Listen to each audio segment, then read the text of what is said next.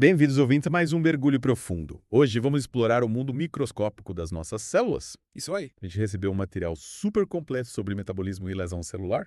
E a missão aqui é entender direitinho como nossas células funcionam, o que acontece quando elas estão sob estresse ou sofrem algum dano e quais são as consequências, né? É isso mesmo. E o material que você mandou é incrível, viu? Que bom. Anotações de aulas de patologia, bem detalhadas, por sinal. Elas cobrem tudo, desde o básico do funcionamento celular até as alterações metabólicas, mecanismos de lesão e as ferramentas que os patologistas usam para desvendar esses mistérios, tipo biópsias e autópsias. Uma verdadeira imersão num tema, então. E já de cara, o material destaca a tríade da vida celular, né? A funcional, a nutritiva e a reprodutiva. A de básica da célula. A funcional, que define a função específica de cada célula no nosso corpo, a nutritiva, que envolve todo o metabolismo, e a reprodução, a capacidade de se dividir e gerar novas células. E o que me chama a atenção é que qualquer problema nessas atividades é um sinal de alerta, né? Indica que algo não vai bem, que algum processo patológico está rolando. Sem dúvida, a falha em qualquer um desses pilares é um sinal de que a célula está em apuros. E aí entra um conceito interessante que é o das degenerações. Interessante. As degenerações. Elas são como alterações na arquitetura da célula, Ah, entendi. que levam à perda de função. É como se a célula começasse a apresentar defeitos na sua estrutura e, por consequência, não funcionasse tão bem. É como um aviso, né? É um sinal de que a célula sofreu um dano, uma lesão, mas sem apontar uma causa específica, pelo menos inicialmente. É como se fosse um sinal de alerta, mas ainda sem saber exatamente o que está acontecendo, né? Exatamente. É um indicativo de que algo está errado, mas ainda precisamos investigar mais a fundo para descobrir a causa. E aí o material já parte para as alterações no metabolismo celular. Isso, a parte do metabolismo. E mostra que uma das principais formas de manifestação dos distúrbios metabólicos é o acúmulo de substâncias dentro da célula. E o acúmulo intracelular. É como se a célula começasse a acumular substâncias em excesso. É tipo a fábrica que não consegue escoar a produção, né? Isso mesmo, uma analogia perfeita. E essas substâncias que se acumulam podem ser divididas em dois grupos, como o material bem explica. Quais seriam?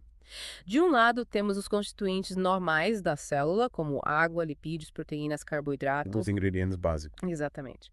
Mas que, por algum motivo, começam a se acumular em quantidades maiores do que o normal. Acúmulo em excesso. E do outro lado, temos as substâncias anormais, que podem vir de fora da célula, como minerais, ou serem produzidas pela própria célula por causa de erros no metabolismo. Entendi. E esses acúmulos, eles são todos iguais. Têm a mesma gravidade. Não, de jeito nenhum. Alguns são temporários, outros permanentes, e a gravidade varia muito. Ah, né? Podem ser inofensivos ou extremamente tóxicos para a célula. Caramba. Então é um tema bem amplo, né? Bastante amplo e complexo. E o material destaca 4 categorias principais de acúmulos, né? Isso, 4 categorias principais. Acúmulo de água, de gordura, de proteínas e de outras substâncias, tanto endógenas quanto exógenas. Beleza? Acho que seria legal a gente começar a destrinchar cada uma dessas categorias, né? Boa ideia, vamos lá.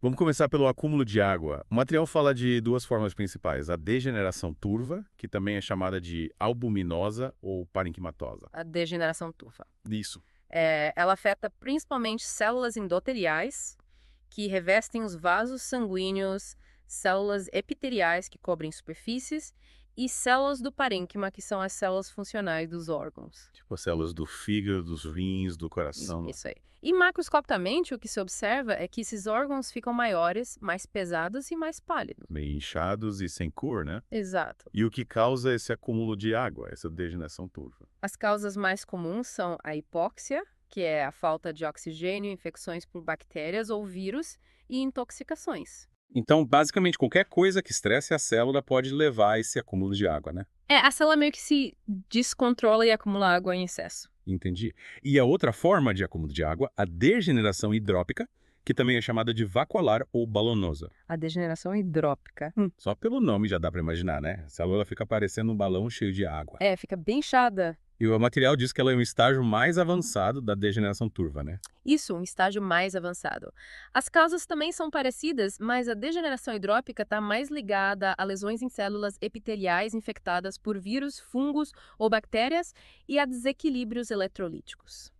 É como se a célula já inchasse ainda mais, né? Exatamente. E como que essa célula fica visualmente? Olha, a descrição é bem clara. A célula aumenta de tamanho, fica inchada, mas ainda está viva. Ainda está viva, um fato. Ainda está viva. O núcleo é empurrado para a periferia, o citoplasma fica com aspecto granular, mas a membrana celular continua intacta. Mantendo a célula inteira, né? Isso. Em alguns casos, dá para ver até corpos de inclusão viral dentro da célula. Tipo a assinatura do vírus, né? Exatamente, como se fosse a marca registrada do vírus. Interessante. E agora, saindo da água, vamos para a gordura. Para gordura. O material explica que substâncias normais, produzidas pelo próprio corpo, podem se acumular se o metabolismo não conseguir eliminá-las. Isso mesmo, a produção é maior do que a capacidade de metabolizar e eliminar. Tipo, quando a gente come muita gordura e o fígado não dá conta de processar tudo, né? É uma boa analogia. E aí a gordura se acumula nas células. E o material cita a esteatose, a degeneração gordurosa, né? É a esteatose. Que é o acúmulo anormal de triglicerídeos dentro das células do parênquima. Isso principalmente nos hepatócitos, que são as células do fígado. Que o fígado é o principal órgão responsável pelo metabolismo dos lipídios, né? Exatamente, ele é o centro de processamento de gordura do nosso corpo. Mas a esteatose também pode acontecer em outros órgãos, né? Sim, pode acontecer no coração, nos músculos, nos rins. Nossa. Então é um problema que pode afetar vários órgãos. A esteatose é um problema que pode ter consequências sistêmicas. E as causas são variadas. Bastante. O material lista várias. Toxinas, desnutrição proteica crônica, diabetes descompensado, obesidade e o consumo crônico de álcool. É uma lista bem grande, né? Reflete a complexidade do problema. E o material destaca que, no início, a esteatose é reversível, né? Sim, se a causa for tratada a tempo, o fígado consegue se recuperar. Bom. Mas se a causa persistir, a lesão pode se tornar irreversível e levar à fibrose, que é a substituição do tecido hepático normal por tecido cicatricial. E aí o fígado já não funciona direito, né? Exatamente. E o material fala bastante da relação entre o alcoolismo e a esteatose, né? Sim, o álcool é um fator de risco importante para a esteatose. E por quê? Por vários motivos. Primeiro, o alcoolismo crônico geralmente leva à desnutrição, o que já prejudica o funcionamento do fígado. Faz sentido. Segundo, o álcool em si é tóxico para os hepatócitos, as células do fígado. Atacando diretamente o fígado. E terceiro, o excesso de álcool aumenta a produção de acetil-CoA, que é um precursor na síntese de ácidos graxos e triglicerídeos. Ou seja, o álcool meio que estimula o fígado a produzir mais gordura, né? Isso mesmo, contribuindo ainda mais para o acúmulo de gordura no fígado. E como que a gente identifica a esteatose? Macroscopicamente, o fígado fica aumentado, amarelado, mais mole e com aspecto gorduroso. Bem diferente do normal, né? É bem característico. E microscopicamente, a gente vê os hepatócitos cheios de gordura com um núcleo empurrado para a periferia da célula. Imagem bem marcante. E agora, saindo da gordura, vamos falar do colesterol. Do colesterol, certo. O material explica que o metabolismo do colesterol é super regulado para evitar o acúmulo dele dentro da célula. Sim, o colesterol é uma molécula importante, mas o excesso dele é prejudicial. E o acúmulo de colesterol e seus ésteres está ligado a vários processos patológicos, né? Há vários. O material cita a arteriosclerose como um exemplo. A arteriosclerose, o endurecimento das artérias. Isso. É um termo que engloba várias alterações que levam ao espessamento da íntima, a camada mais interna das artérias. E dentro da arteriosclerose, a aterosclerose é a forma mais comum, né? É a mais comum e a mais importante clinicamente. E o que acontece na aterosclerose? As células musculares lisas e os macrófagos, que são células de defesa presentes nas placas ateroscleróticas, ficam cheios de colesterol. Formando aquelas placas de gordura que entopem as artérias, né? Exatamente. E a OMS define a aterosclerose como uma doença das artérias de grande e médio calibre, caracterizada por alterações na íntima, com acúmulo de lipídios, carboidratos complexos, componentes sanguíneos, células e material intercelular. Uma definição completa que destaca a complexidade da doença. E a aterosclerose é a principal causa de trombose, né? Sim, ela pode levar a infarto do miocárdio e a muitos casos de AVC. Por causa da obstrução das artérias, né? Isso, a placa aterosclerótica pode romper e formar um coágulo que bloqueia o fluxo sanguíneo. E o material também fala da arteriosclerose hialina e da hiperplásica, né? Sim, são outras formas de arteriosclerose. Poderia explicar um pouquinho sobre elas? Claro. A hialina é caracterizada por um espessamento homogêneo e vítreo das arteríolas, geralmente associada à hipertensão e ao diabetes. E a hiperplásica? A hiperplásica envolve um espessamento concêntrico em camadas da parede do vaso, levando a um estreitamento progressivo do lume. Ambas prejudicam o fluxo sanguíneo, né? Sim, ambas podem comprometer o fluxo sanguíneo e a função dos órgãos. Beleza.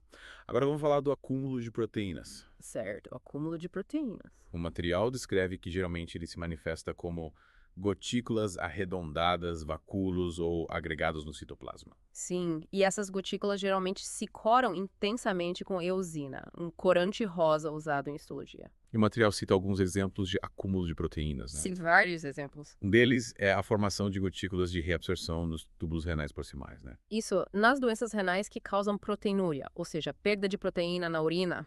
O rim tenta reabsorver essa proteína, mas acaba acumulando dentro das células, né? Exatamente. E essas gotículas aparecem como inclusões hialinas rosadas no citoplasma das células tubulares. E a boa notícia é que esse processo é reversível, né? Sim, se a proteinúria for controlada, as gotículas desaparecem. Que alívio. E outro exemplo é a deficiência de alfa-1 na antitripsina, né? Isso, uma doença genética que afeta o dobramento da proteína alfa-1 antitripsina. E essa proteína, qual a função dela? Ela é uma enzima que protege os pulmões contra danos causados por outras enzimas, as proteases. Entendi. E na deficiência de alfa-1 antitripsina, a proteína se acumula no retículo endoplasmático dos hepatócitos, as células do fígado. E o que acontece? Ela não consegue ser secretada corretamente. E isso leva a problemas pulmonares, como o enfisema. E o material também fala do acúmulo de proteínas do citoesqueleto, né? Sim, o citoesqueleto é uma rede de proteínas que dá suporte à célula, permitindo sua forma, movimento e organização interna. E quais são as principais proteínas do citoesqueleto? Temos os microtúbulos, os filamentos de actina, os filamentos de miosina e os filamentos intermediários. E esses filamentos intermediários, eles são importantes. Sim, eles são bem diversos, com diferentes funções dependendo do tipo celular. Por exemplo, a queratina está presente nas células epiteliais, os neurofilamentos nos neurônios, a desmina nas células musculares. E o acúmulo dessas proteínas do citoesqueleto pode causar problemas, né? Sim, pode levar a alterações na forma e na função da célula. Um exemplo clássico é a doença de Alzheimer, onde ocorre acúmulo de uma proteína chamada amiloide beta. A doença de Alzheimer, essa famosa, né? É, infelizmente. E nessa doença, a amiloide beta se acumula no cérebro, formando as placas senes, que são tóxicas para os neurônios. E o que acontece? A pessoa vai perdendo as funções cognitivas, a memória, a capacidade de aprendizado. É uma doença bem triste. É muito triste. E o material também cita o acúmulo de proteínas anormais, né? Sim, proteínas que são produzidas com defeitos por causa de mutações genéticas ou que sofrem modificações que alteram sua estrutura. E o que acontece com essas proteínas? Elas podem se depositar em vários tecidos, dentro ou fora das células, causando problemas. E o material cita a amiloidose como exemplo, né? Isso, amiloidose, é um grupo de doenças raras onde uma proteína anormal chamada amiloide se acumula em vários órgãos, comprometendo seu funcionamento. Caramba, quantas doenças diferentes. E agora vamos falar das hialinoses, né? As hialinose. O material fala que é o acúmulo de proteínas com aspecto homogêneo, vítreo. O termo hialino descreve a aparência dessas proteínas ao microscópio. E as hialinoses são divididas em vários tipos, né? Sim, dependendo do tecido fetado e da causa. Por exemplo, a degeneração hialina epitelial. Ela pode ser causada por intoxicações, como alcoolismo ou por infecções virais. E afeta quais células? Os hepatócitos, as células do músculo cardíaco esquelético e as células dos vasos sanguíneos. E a degeneração hialina conjuntiva. Essa está mais ligada a doenças renais crônicas e à intoxicação por metais pesados. Afetando os rins, né? Isso principalmente os túbulos renais. E tem também a hialinose arteriolar, né? Sim, essa a gente já comentou um pouco quando falamos da arteriosclerose. Ela causa o espessamento das arteríolas, né? Isso, com depósito de material hialino na parede do vaso. E por último, o material fala do corpúsculo hialino de Mallory, né? Sim, essa é uma inclusão eosinofílica que aparece no citoplasma dos hepatócitos de pessoas com alcoolismo crônico. Mas não é exclusivo do alcoolismo, né? Não, mas é bem característica dessa condição. Entendi. Nossa, quanta informação sobre o acúmulo de proteínas.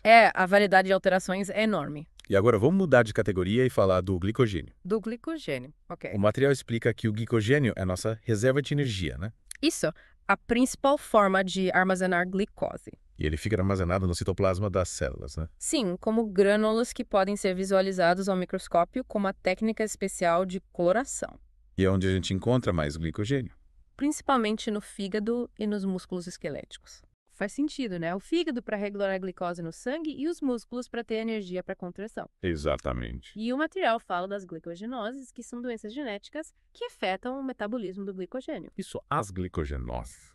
aí o que acontece nessas doenças. Ocorre um acúmulo excessivo de glicogênio nas células, o que pode causar danos. É como se a célula ficasse entúpida de glicogênio, né? É uma boa analogia. E o material cita o diabetes como exemplo de doença que pode levar ao acúmulo de glicogênio, né? Sim, no diabetes, o metabolismo da glicose está alterado e isso pode levar ao acúmulo de glicogênio em células que normalmente não armazenam em grande quantidade. E o material fala de duas glicogenoses específicas, a doença de von Gierke e a doença de McArdle. Isso, duas doenças bem diferentes. Poderia falar um pouquinho sobre elas. Claro.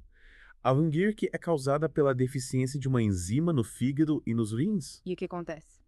O glicogênio se acumula no fígado, mas não consegue ser convertido em glicose.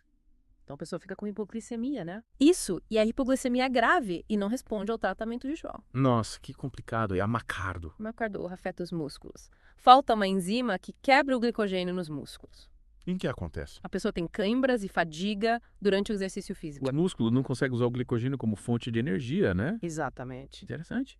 E agora, saindo dos carboidratos, vamos para os pigmentos. O pigmento, certo? O material explica que pigmentos são substâncias que têm cor e que podem ser normais ou anormais nas células. Isso e a presença, a ausência ou o acúmulo excessivo de pigmentos podem indicar doenças. E os pigmentos podem vir de fora do corpo ou ser produzidos pelo próprio corpo, né? Sim, os exógenos vêm do ambiente e os endógenos são produzidos pelo próprio organismo. E o material começa falando dos pigmentos exógenos, né? Isso, os que vêm de fora. E o carbono é o mais comum, né? Sim, o carbono, ele está presente na poluição do ar, principalmente da queima de combustíveis fósseis. E o que acontece quando a gente inala esse carbono? Ele é fagocitado pelos macrófagos nos pulmões e levado para os linfonodos. E o que acontece? O acúmulo de carbono causa o escurecimento dos pulmões e a antracose. Tipo o pulmão de fumante, né? O aspecto é parecido. E em casos mais graves pode levar à pneumoconiose. Que é uma doença pulmonar crônica, né? Isso, causada pela inalação de poeira, como o carvão. E o material também fala da sílica do asbesto, né? Sim, a sílica e o asbesto são outros pigmentos exógenos que causam doenças pulmonares. E quais são essas doenças? A silicose é causada pela inalação de sílica, que é um componente da areia, do vidro do cimento. E o que acontece? A sílica causa inflamação e fibrose nos pulmões. E a asbestose? A asbestose é causada pela inalação de fibras de asbesto, um material que era usado em telhados isolantes. E o asbesto também causa inflamação e fibrose nos pulmões, além de aumentar o risco de câncer de pulmão. Nossa, que perigo. E o material ainda cita as tatuagens como exemplo de pigmentação exógena, né? Sim, as tatuagens. A tinta da tatuagem fica dentro da pele, né? Isso, ela é injetada na derme e fagocitada pelos macrófagos, que ficam com a tinta permanentemente. Interessante. E por último, o material fala do chumbo, né? O chumbo, Que é um metal pesado que pode causar intoxicação. sim, o saturnismo, o envenenamento por chumbo. E de onde vem o chumbo? Pode vir de tintas antigas, de encanamentos, de alguns tipos de cerâmica. Nossa, é um perigo que a gente nem sempre percebe, né? A gente tem que ficar atento às fontes de contaminação por chumbo. Beleza? E agora vamos falar dos pigmentos endógenos, né? Dos endógenos, certo? O primeiro da lista é a lipofuscina, né? A lipofuscina. O material fala que é um pigmento acastanhado que se acumula nas células. Isso, ela tem uma cor que varia do amarelo ao marrom. De onde ela se acumula. Principalmente no fígado, no coração e no cérebro, de pessoas mais velhas. Por isso que ela é chamada de pigmentos do envelhecimento, né? Isso, ela é um marcador do desgaste natural das células. E ela é prejudicial. Não, ela não é tóxica, mas indica que a célula passou por estresse oxidativo. Ah, entendi. E o próximo pigmento é a melanina, né? A melanina é o pigmento que dá cor à nossa pele, aos nossos olhos e cabelo. E a melanina é produzida pelos melanócitos, né? Isso, os melanócitos são células especializadas na produção de melanina. E o excesso de melanina pode causar problemas, né? Sim, pode levar a manchas na pele, sardas e até o melanoma, que é um tipo de câncer de pele. E a falta de melanina. A falta de melanina causa o albinismo, que é uma condição genética. A pessoa fica com a pele e os cabelos muito claros, né? Isso, porque os melanócitos não conseguem produzir melanina. E o próximo pigmento é a hemociderina, né? A hemociderina. O material explica que ela é derivada da hemoglobina, a proteína que carrega o oxigênio no sangue.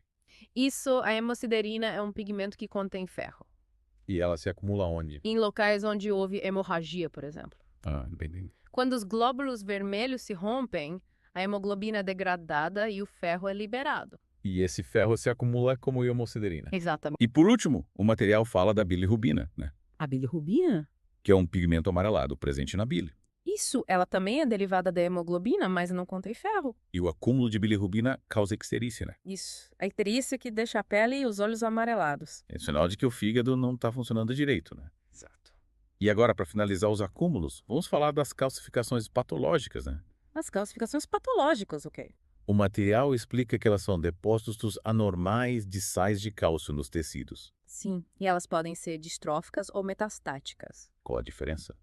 A distrófica ocorre em tecidos lesados, necrosados, mesmo com níveis normais de cálcio no sangue. É como se o cálcio se depositasse no tecido morto, né? Isso mesmo. E a metastática? A metastática ocorre em tecidos normais, mas quando os níveis de cálcio no sangue estão altos. Hipercalcemia, né? Isso é hipercalcemia. E o que causa hipercalcemia? Pode ser causada por problemas nas paratireoides, por destruição óssea, por excesso de vitamina D. Entendi. E agora, saindo dos acúmulos, vamos falar da lesão celular, né? Da lesão celular, certo? O material explica que a lesão celular ocorre quando a célula é submetida a um estresse intenso ou agentes nocivos, né? Ok. Quando a célula não consegue mais se adaptar, ela entra em processo de lesão. E essa lesão pode ser reversível ou irreversível, né? Isso, no início a lesão é reversível, mas se o estímulo persistir, ela se torna irreversível e leva à morte celular. E o que caracteriza a lesão reversível? Na lesão reversível, as alterações morfológicas e funcionais podem regredir se o estímulo nocivo for removido. A célula se recupera totalmente. Isso. E quais são os sinais de lesão reversível? O material destaca 2: a redução da produção de ATP, a energia da célula e o inchaço celular por causa da entrada de água e íons. A célula fica cansada e inchada, né? É uma boa forma de visualizar. E o que marca a transição para a lesão irreversível. A lesão se torna irreversível quando a célula perde a capacidade de se recuperar, mesmo se o estímulo for removido. E ela morre, né? Exatamente. E o material fala de 2 tipos de morte celular, a necrose e a apoptose. Isso, necrose e apoptose. Qual a diferença? A necrose é uma morte celular desorganizada que causa inflamação. É como se a célula explodisse, né? É uma boa analogia? E a apoptose? A apoptose é uma morte celular programada, silenciosa, sem inflamação. É como se a célula se autodestruísse de forma organizada, né? Isso mesmo. E o material apresenta uma tabela mostrando a progressão das alterações morfológicas na lesão celular, né? Sim, a tabela mostra como a célula vai se modificando ao longo do tempo, desde o início da lesão até a morte celular. É como um filme da lesão celular, né? Exatamente. E o material lista várias causas de lesão celular. Mas são muitas: a privação de oxigênio, agentes físicos, agentes químicos, agentes infecciosos, reações imunológicas, distúrbios genéticos, desequilíbrios nutricionais e o próprio envelhecimento. Caramba, é muita coisa. A célula está sujeita a vários tipos de agressão. E o material destaca a privação de oxigênio como uma causa frequente, né? Sim, a hipóxia é uma causa importante de lesão celular. E por que a falta de oxigênio é tão prejudicial? Porque a célula precisa de oxigênio para produzir energia, para respirar. Ah, entendi. A isquemia é um tipo de hipóxia, né? Isso, a isquemia é a redução do fluxo sanguíneo para um tecido, o que leva à falta de oxigênio e nutrientes. E quais são os exemplos de agentes físicos que podem causar a lesão celular? Trauma mecânico, temperaturas extremas, radiação, choque elétrico, E agentes químicos? substâncias tóxicas, drogas, álcool, poluentes, E agentes infecciosos? vírus, bactérias, fungos, parasitas, E reações imunológicas? doenças autoimunes onde o sistema imune ataca as próprias células do corpo. E distúrbios genéticos? Alterações nos genes que podem levar a erros no metabolismo ou na estrutura das células. E desequilíbrios nutricionais? Tanto a falta quanto o excesso de nutrientes podem causar problemas. E o envelhecimento. Com o tempo, as células vão perdendo a capacidade de se reparar e se defender.